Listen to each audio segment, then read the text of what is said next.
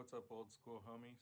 Today we're going to talk about when is it time to call the record producer, the band manager, the agent. Is my computer on? When is it time to get on your computer and post this shit on YouTube? um, I don't know. A lot of times I noticed that people don't know the answer to that.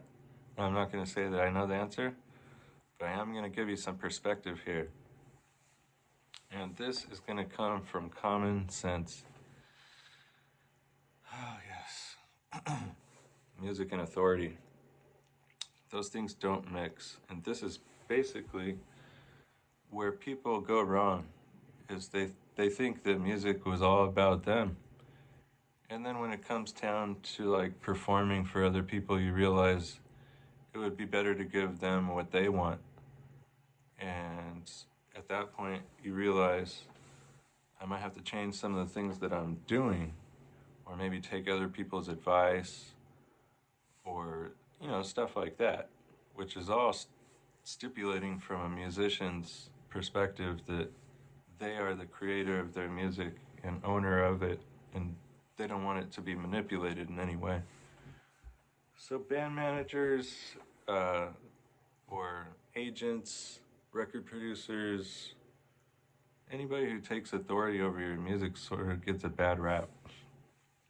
Even teachers, a lot of music teachers are not respected either, all the time, left and right. Your percentages of a student attaching to you and learning everything from you are sometimes kind of low.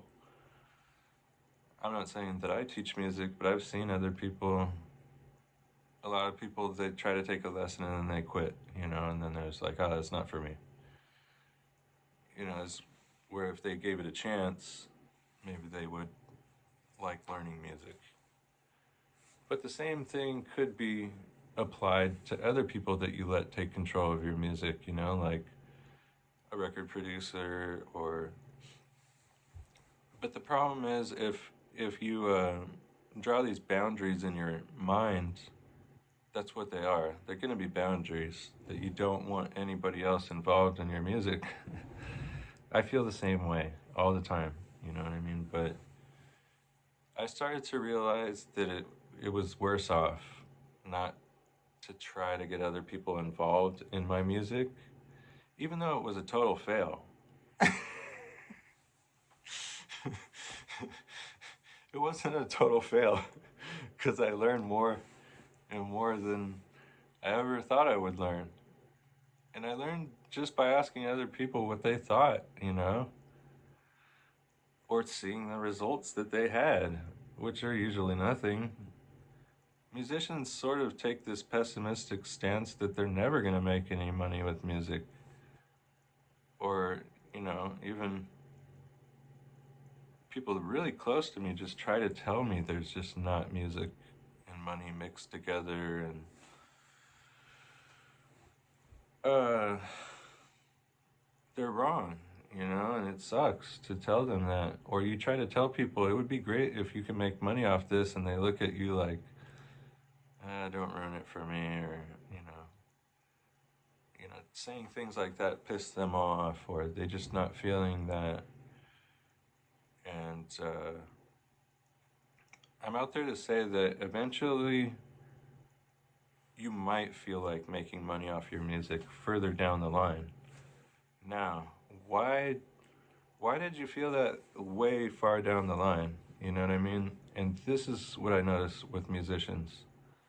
First, they want no control, and then down the line that they start thinking that they're good enough, which is a weird thing that they make up in their mind, this whole good enough thing. And then, they eventually want someone else to take control of their music, don't they? They want someone else to distribute it, or they want someone else to market it, or they want someone to book their gigs. What does it come down to? Someone other than you. And then you're like, well, I'm going to do everything myself. Are you really good at all these things? Are are you really? You know? Be honest with yourself if you're good at these things or not. And think about either filling in the gaps yourself or finding other people to fill in the gaps. And trying to be cheap about it, it's just not right either. I've seen this happen to people over and over again where they're going to do things on a budget. It'll come down to that point where they think they need a little bit of money. And then, trust me, after that point, they'll need more money and more money and more money. And this is why it takes the record label so much money to launch the album that you want to get big, because it takes so much money. So then you throw small money at it, you know, like, well, I'm going to throw small money at it and see if I could get results. And then you're just like, I'm going to throw no money at it. Or it's not about money, you know, and you start making these walls again. It's not about money. You'll never say it is, you know. And you'll just go and keep playing music and you're hungry and you're thirsty and you need somewhere to lay down.